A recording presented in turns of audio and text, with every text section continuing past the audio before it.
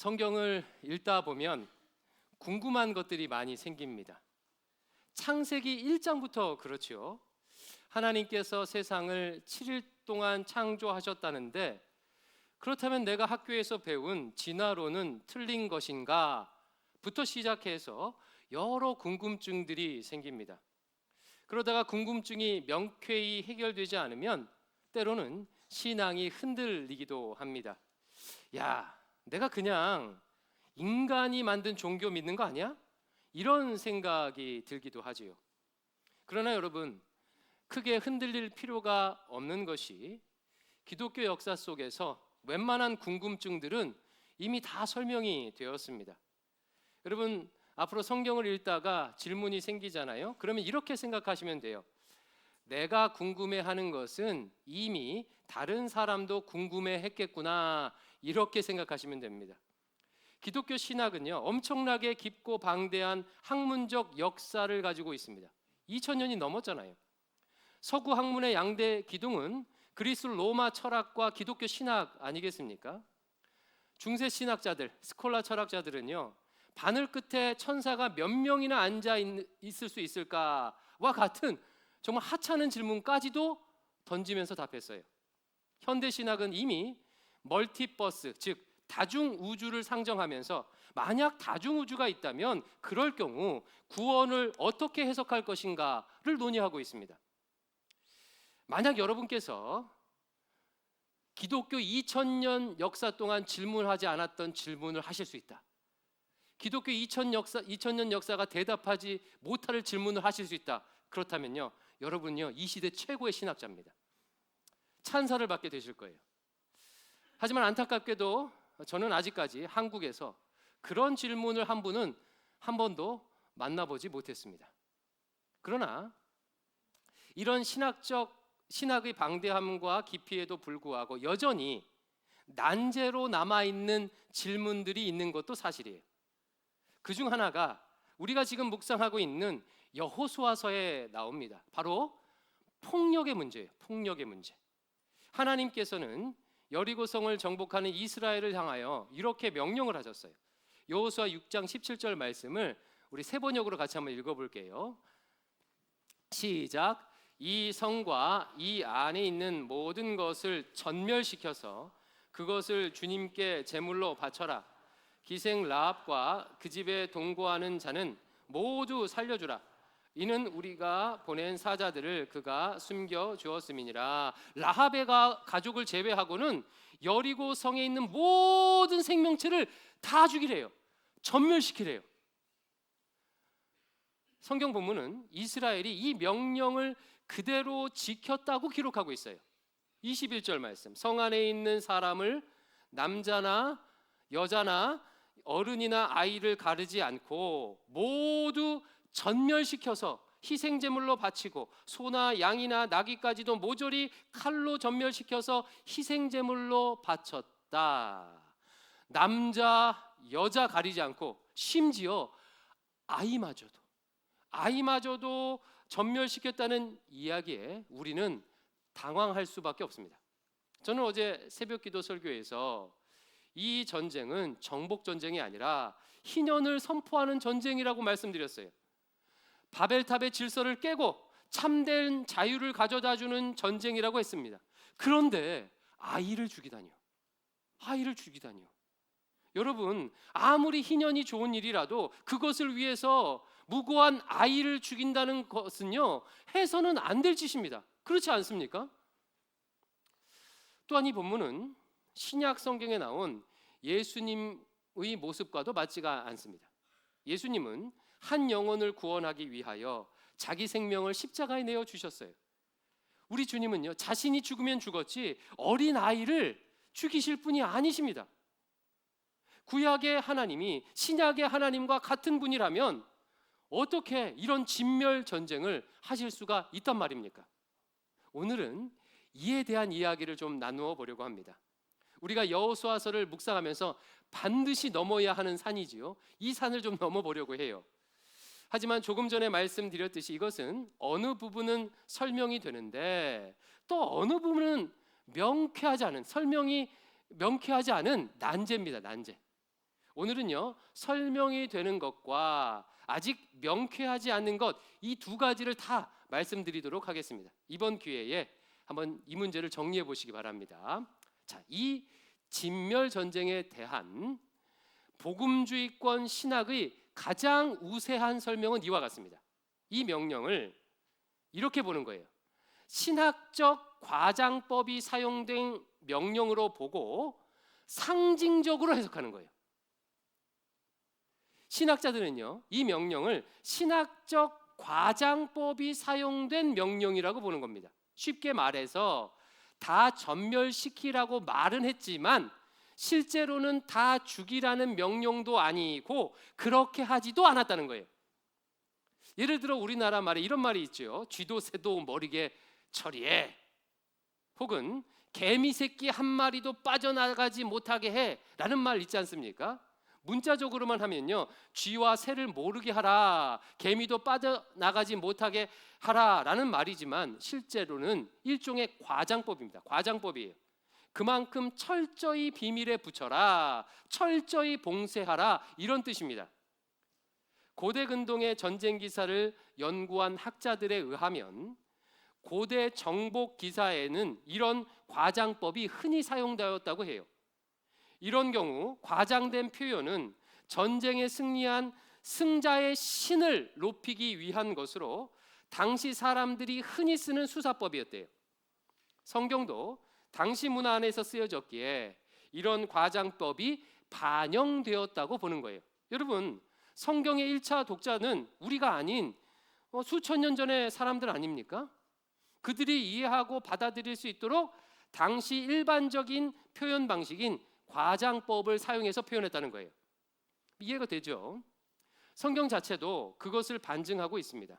신명기 7장에 보면 하나님께서 가나안 땅에 들어갈 때 가나안 족속들을 진멸하라고 하는 명령이 나와요. 신명기 7장 2절을 같이 읽어볼게요. 시작. 내 하나님 여호와께서 그들을 내게 넘겨 내게 치게 하시리니 그때 너는 그들을 진멸할 것이라. 그런데 이러고 나서 그 명령 뒤에 이런 또 명령을 덧붙이십니다. 7장 2절 3절.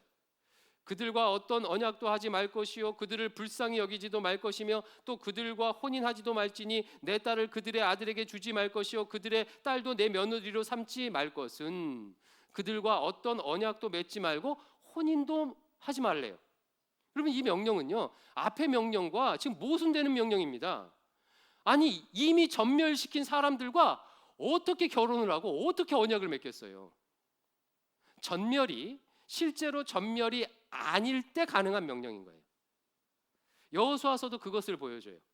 여호수아 10장에 보면 여호수아가 진멸한 성들의 이름이 목록이 쫙 나와 있어요. 진멸한 성들의 목록이 하나같이 뭐라고 묘사하냐면 그 백성을 쳐서 한 사람도 남기지 않았다라고 설명하고 있어요. 그런데 그 뒤에 가면요, 여전히 사람들이 남아 있습니다. 예를 들어서 여호수아 10장에서 여호수아가 헤브론 사람들을 다 진멸시켰다고 기록하고 있어요. 그런데 15장에 가면 갈렙이 나와서 또다시 헤브론 사람들과 싸웁니다. 헤브론을 점령하기 위해서 전쟁을 펼쳐요. 이미 진멸한 사람과 또 싸우는 거예요. 그러니까 실제로는 다 죽인 것이 아니라는 뜻이죠. 또 다른 예로 사무엘상 15장에 보면요, 이런 이야기가 나와요. 하나님께서 사울 왕에게 아말렉 족속을 다 진멸하라고 명령을 하세요. 하나도 남김없이. 이에 대해 성경은요, 사울 왕이 아말렉 왕 아각을 제외하고는 모든 아말렉 사람들을 다 진멸했다고 기록하고 있어요. 그리고 나서 아각 왕도 나중에 죽습니다. 그럼 한번 생각해 보세요. 아말렉 족속인 성경의 기록대로 하면 남아 있어야 돼요, 없어야 돼요? 없어져야 되잖아요. 한 명도 없어야 되잖아요. 그런데 사무엘상 30장에 또다시 아말렉 사람들이 등장해요. 그래서 다윗과 아말렉 사람들이 또 전투를 해요. 즉 진멸 명령은 문자 그대로의 명령이 아니라 일종의 과장법이라는 거예요. 다 죽이는 것이 아니고 실제로도 그렇게 하지 않았다는 것입니다. 또 하나 주목해야 할 것은요, 이게 좀 강조하고 싶은 것인데, 가나안 땅을 향한 진멸 명령은 가나안 땅의 성읍에만 특별히 적용되었다는 점이에요. 성읍에만. 고대 시대 사람들의 주거 지역은요, 크게 두 지역으로 나눌 수가 있어요. 하나는 성 안에 사는 것, 하나는 성 밖에 사는 것. 고대 시대에서 성 밖에 산다는 것은요, 목숨을 내놓고 산다는 것을 의미합니다. 그렇겠지요. 지금처럼 치안이 좋지 않습니다. 항상 도적이나 강도의 위협을 받아요. 야생동물의 공격을 받습니다. 그러니까 사람들이 다들 어디 안에 살고 싶어 하겠어요? 성 안에 살고 싶어 하겠지요. 여러분, 부르주아라는 말 아시지요? 부르주아는 재산이 좀 있거나 그리고 유산 계급을 가리키는 그런 용어입니다. 부르주아라는 말은 부르그라는 단어에서 왔는데, 독일에 가면 찰스부르그, 함스부르그 등 부르그로 끝나는 도시 이름들이 많이 있어요.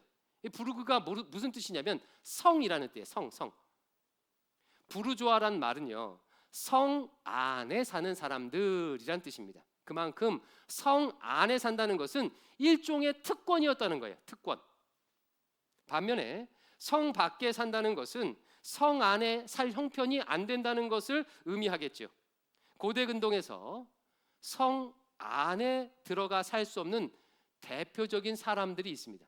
그 사람들을 지칭하는 용어가 있어요. 그게 뭐냐면 바로 히브리인이라는 용어예요. 히브리인. 우리는 히브리인 하면 이스라엘 백성들만 떠올리는데 본래는요, 더 큰 개념입니다. 히브리인은 무슨 뜻이냐면 강을 건너온 사람들이라는 뜻이에요.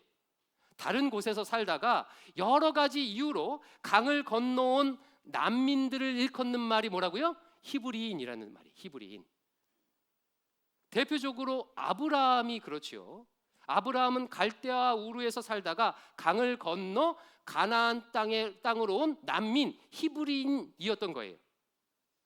이들은 다른 지역에서 건너온 난민들이기에 성 안에 들어오는 것이 허용이 안 되었습니다. 그렇겠지요. 스파이가 있을 수도 있고 불량한 사람들이 있을 수 있고 하니까 히브리인들은 성 안에 들이지를 않았어요. 그러므로 성 밖에는 그 시대의 제일 가난한 자들, 성 안에서 세금을 낼 형편이 안 되는 자들, 성에서 버림받은 자들, 예를 들어 장애인이나 심각한 질병이나 전염병에 걸린 사람들, 그리고 난민들이 어디에 살았겠어요? 성 밖에 살았던 거예요. 진멸 명령은 성 밖이 아니라 성 안에 사는 사람들을, 성읍을 진멸하라는 명령이었다는 것입니다. 가나안 땅의 진멸 명령에 나오는 신명기 20장은 이렇게 명령합니다. 신명기 20장에 이렇게 명령해. 신명기 20장 16절 말씀을 같이 한번 읽어볼게요. 뭐라고 명령하는지 시작. 오직 내 하나님 여호와께서 내게 기업으로 주시는 이 민족들의 성읍에서는 호흡 있는 자를 하나도 살리지 말지니라. 가나안 땅의 성읍에서는, 성에서는 호흡이 있는 자를 하나도 살리지 말아라. 성읍을 진멸하라는 명령입니다. 그래서 뒤에 보면 그 성읍의 명단이 왕을 중심으로 다 기록되어 있는 거예요. 다 성읍들이에요. 성읍들 31개의 성읍. 그러면 왜 하나님은 가나안 땅의 성을 특정하여 진멸하라고 명령하셨을까요? 그 이유는 바로 그들의 죄악 때문이었어요. 죄악 때문에. 창세기 15장에 보면요, 하나님께서 아브라함에게 가나안 땅을 주시겠다고 약속하시는 장면이 나오는데, 근데 그 약속이 조금 독특합니다. 창세기 15장 16절 말씀, 뭐라고 약속하셨는지 한번 보세요. 내 자손은 4대 만에 이 땅으로 돌아오리니 이는 아모리 족속의 죄악이 아직 가득 차지 아니함이니라 하시더니, 4대 만에라는 말은 400년 만에라는 뜻이에요. 400년 만에, 400년을 의미합니다. 이 땅으로 돌아오리라 할 때 이 땅은요, 어느 땅이냐면 가나안 땅이에요. 즉 아브라함에게 가나안 땅을 주시긴 주시겠는데 언제 주시겠대요? 400년 뒤에 주시겠대요. 400년이나 뒤에. 그 이유를 뒤에 뭐라고 설명하고 있습니까? 아직 가나안 땅에 살고 있는 아모리 족속의 죄악이 아직 가득 차지 않았기 때문이에요. 그러면 한번 생각해 보십시오. 자, 하나님께서 지금 여호수아를 통해서 가나안 땅을 지금 정복하고 있어요. 무엇 때문이겠습니까? 이 땅에 악이 가득 찼기 때문이겠지요. 이 성읍에 악이 가득 찼기 때문이에요. 하나님께서 성읍들을 진멸하시는 이유는 그들의 죄악 때문입니다. 그렇다면 어떤 죄일까요? 바로 지난 일주일 동안 특별 새벽기도 일주일 동안 보았던 바로 그 죄 때문이에요. 바벨탑의 질서를 세우고 사람들을 억압하며 착취하고 공의와 정의를 저버린 죄입니다. 가나안 성들은 하나님의 창조 질서를 대적한 바벨탑 질서를 상징합니다. 성읍들은요, 인간 차별의 압축판이에요. 인간 차별의 압축판이에요. 일단은 난민들, 장애인들, 병에 걸린 자들, 세금이 바칠 형편이 안 되는 가난한 자들, 이런 사람들을 일단은 성 밖으로 내쫓아 버려요. 성 안에 살더라도 가난한 사람들은 성벽과 성벽 사이에 살아야 합니다. 성 안에 거주하기 위해서는 라합처럼 몸을 팔아서라도 어떻게든 세금을 내야 성 안에 살 수가 있는 거예요. 성의 제일 안쪽에는 가장 높은 계급의 사람이 살고 있습니다. 그들은 백성들이 바친 세금으로 떵떵거리며 살아요. 법을 만드는 자도, 법을 집행하는 자도, 법을 판결하는 자도 그들이기에 자기들 마음대로 무엇이든지 할 수가 있어요. 가난한 자의 것을 빼앗고 고아와 과부의 것을 빼앗고 힘없는 자들을 억압하고 착취했어요. 뇌물을 받고 재판을 굽게 했습니다. 이와 같은 가나안 성 안에서 벌어지는 죄악이 너무나도 끔찍하고 너무나도 편만하기에, 그래서 더 이상 소망이 없기에 모든 땅의 주인 되신 하나님께서 마침내 이 악을 진멸하시기로 하신 거예요. 누구를 통해서? 성 안에 들어올 수 없었던 가장 비참한 생활을 하던 난민들, 히브리인들을 사용하여 바벨탑의 질서를 지금 진멸하시는 것입니다. 그러므로 성경이 말하는 진멸이란 악에 대한 진멸을 의미합니다. 악에 대한 진멸. 대부분의 복음주의 학자들은 이에 동의를 해요. 진멸 명령을 악을 진멸하라는 말씀으로 상징적으로 해석을 합니다. 근데 여러분, 여기서 주의해야 할 게 하나 있어요. 본문이 말하는 악은 그냥 개인적인 죄를 의미하는 게 아니라는 것을 아는 게 너무나도 중요해요. 너무나도 중요해요. 이 본문을 개인의 죄를 진멸하라는 말씀으로만 해석하고 적용하게 되면 창세기부터 쭉 계속해서 내려오는 하나님의 거대한 구원 역사의 흐름을 놓치게 되는 거예요.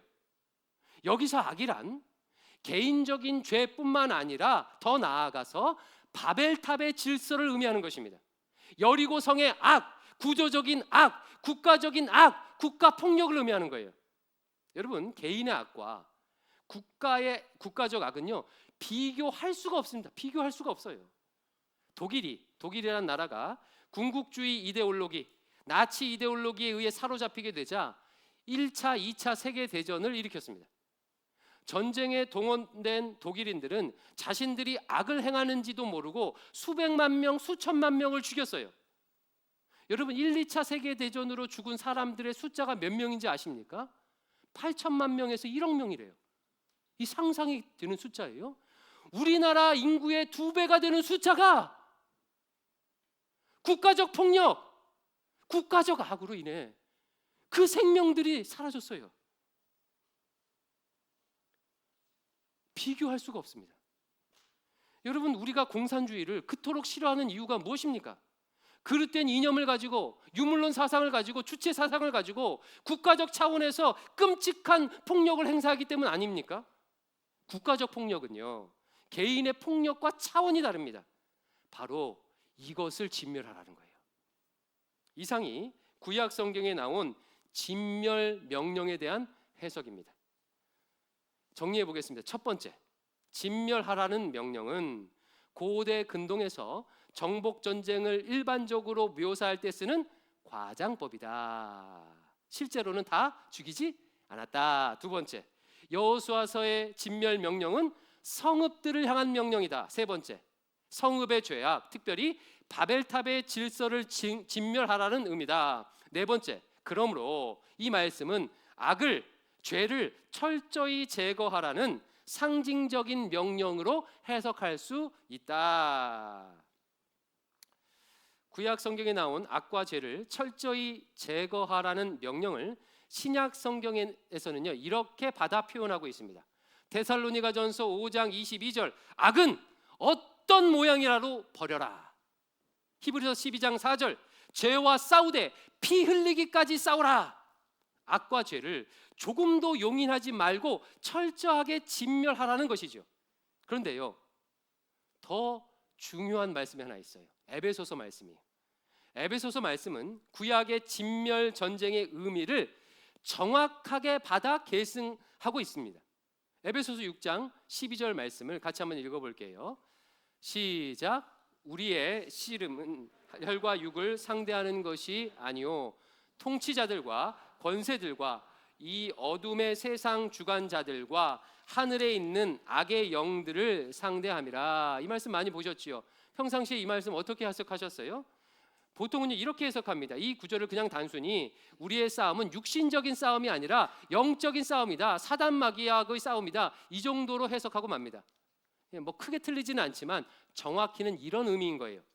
우리의 싸움은 혈과 육이 아닌, 즉 개인적 차원이 아닌 통치자들, 권세자들, 어둠의 세상 주관자들, 즉 바벨탑의 질서를 가지고 세상을 지배하려는 악한 자들과의 싸움, 그리고 하늘에 있는 악한 영들, 즉 그 배후에 있는 사탄과의 싸움이다, 이런 의미인 거예요. 우리의 싸움이 개인적인 차원을 넘어서 구조적인 악과 사탄과의 싸움이라는 것입니다. 그러므로 여러분, 여호수아서의 진멸 전쟁을 적용할 때 이렇게 적용하시면 되겠어요. 첫 번째, 내 내면 안에 있는 악과 죄를 철저하게 진멸해야 하겠구나.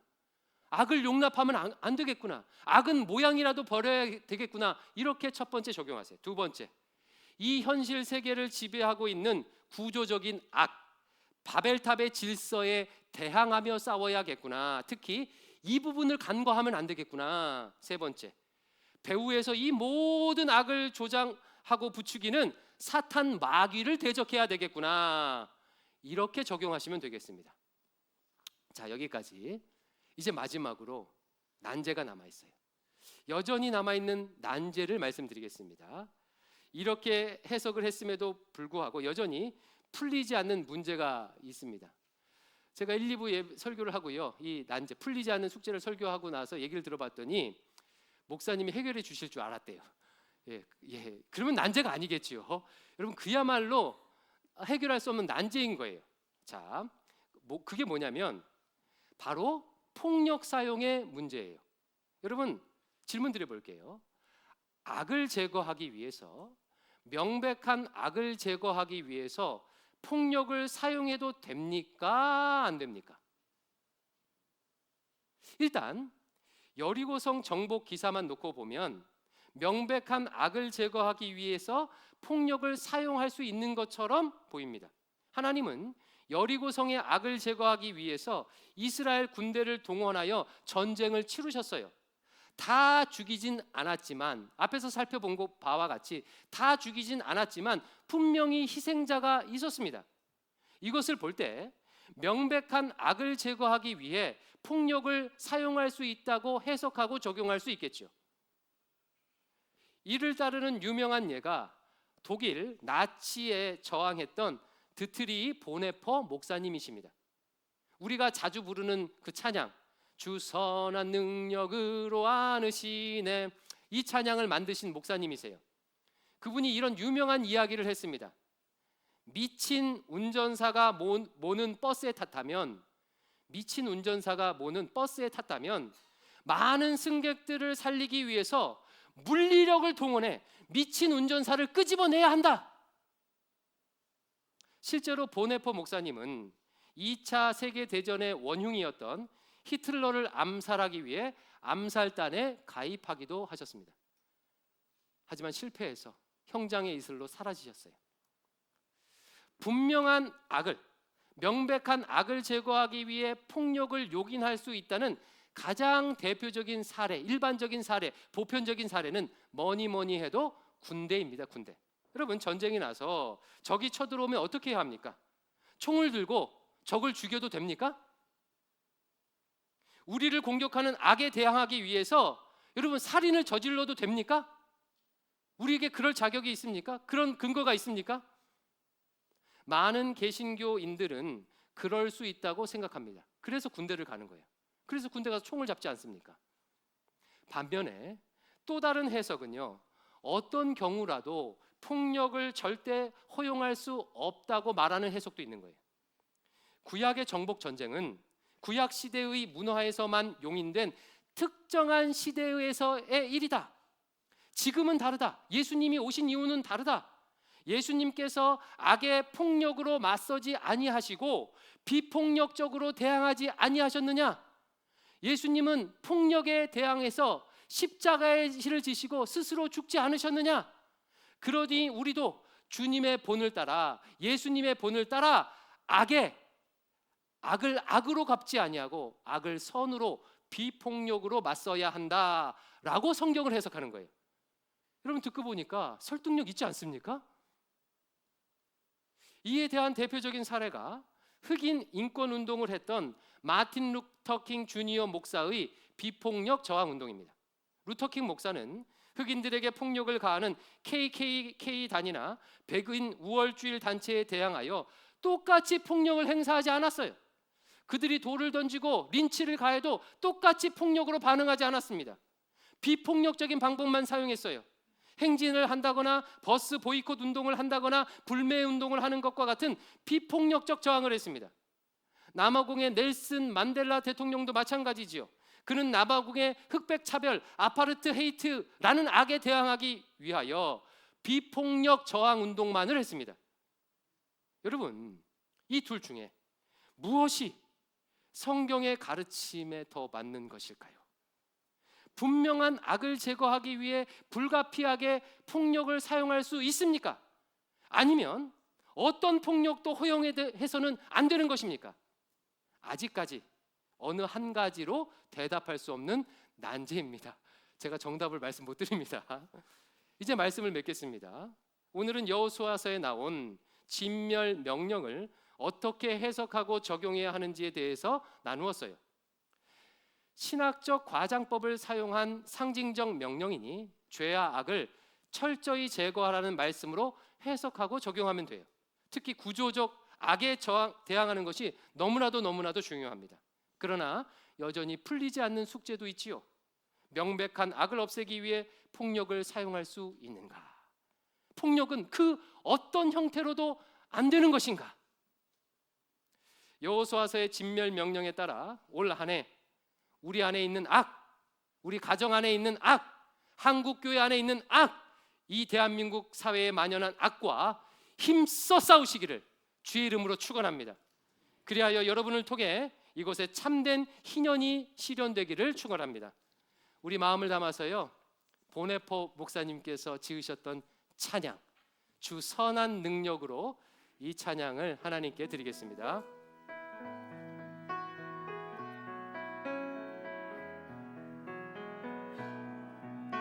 주 선한 능력으로 안으시네, 그 크신 발로 날 붙드시네.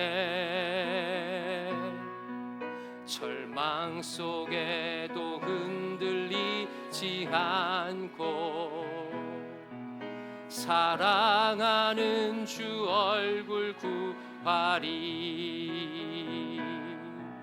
선한 능력으로 일어서리.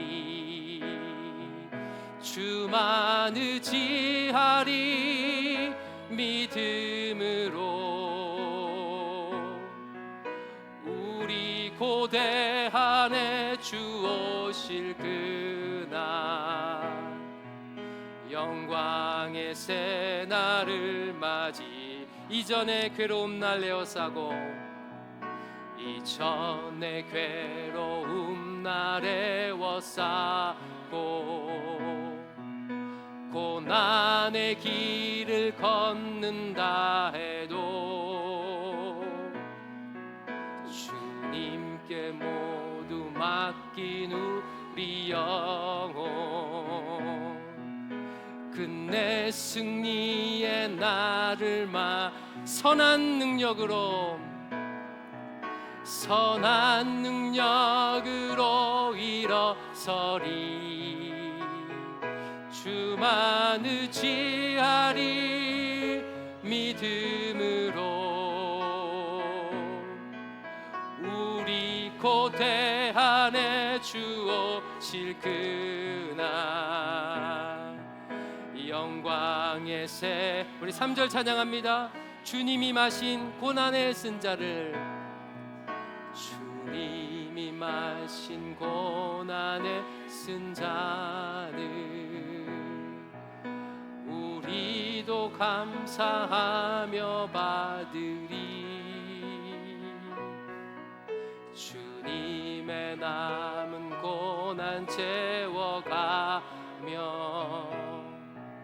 예수와 복음 위에 살 선한 능력으로 일어서리.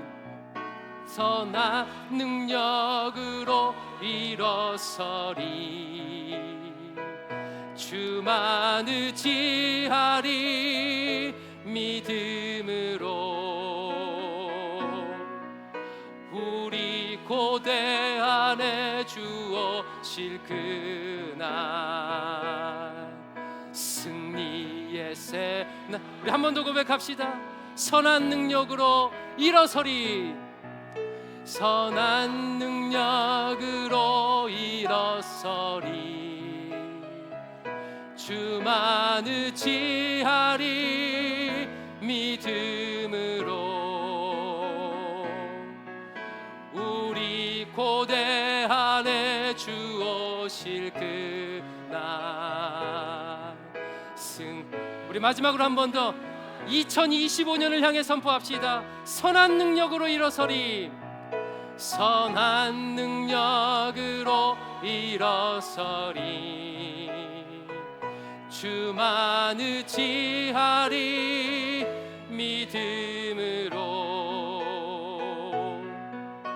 우리 고대 안에 주 오실 그날 승리의 새 날을 맞이하리. 아멘. 기도하겠습니다. 아버지 하나님, 오늘 말씀을 통해서 여호와의 진멸 전쟁의 의미가 무엇인지 깨닫게 해주시니 감사합니다. 올 한 해 2025년 살아가며 우리 안에 있는 죄, 악과 싸우며 아버지 모든 악을 제거하도록 은혜를 베풀어 주시옵소서. 악과 싸우되 피 흘리기까지 싸우게 하여 주시옵소서. 이 구조적인 악, 이 사회의 악과 대항하며 싸우는 저희들 되게 하여 주시옵소서. 사단 마귀를 대적하여 물리치게 하여 주시옵소서. 예수님 이름으로 기도하옵나이다. 아멘.